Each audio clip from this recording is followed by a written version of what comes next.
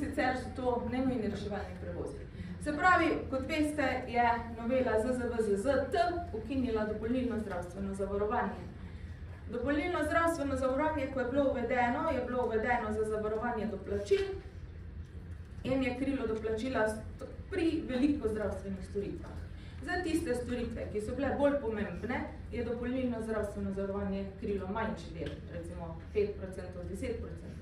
Za tiste storitve, ki smo se odločili skupaj, da so manj pomembne, je pa krilo dopolnilno zavarovanje večji del, zelo velik del, pretežni del, tudi 90%, naprimer pri nenujnih reševalnih prevozih. Tako smo se odločili. Rekli smo, da nenujni reševalni prevozi niso tako nujni, kar nekako izhaja tudi iz imena storitve.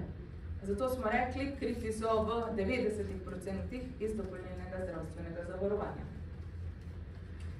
Kaj se je zgodilo?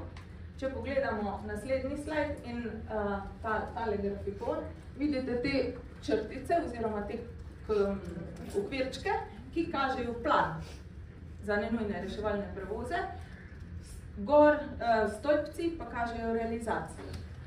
Pomeni, da je realizacija od marca 2022, pa če pogledamo podatke, prej je slika ista, je realizacija vsaj krat 3 presegala plan.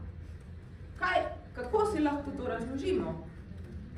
Čeprav so do plana, veste, da krije ceno reševalnega prevoza 10% Zavod za zdravstveno zavarovanje oziroma obvezno zdravstveno zavarovanje, 90% pa dopolnilno zdravstveno zavarovanje.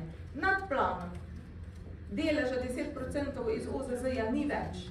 Plačuje samo dopolnilno zdravstveno zavarovanje 90%. To pomeni, da izvajalcev nenujnih reševalnih prevozov ni prav dosti motilo, da tistega deleža 10% nimajo več plačanega. Če bi jih ne bi presegali plana za takšen delež, kot so ga, se pravi krat 3, ampak so ga vseeno presegali. Se pravi, da je tista cena vseeno bila kar dovolj dobra, oziroma jim je zadoščala, da so presegali realizacijo v takih mejah.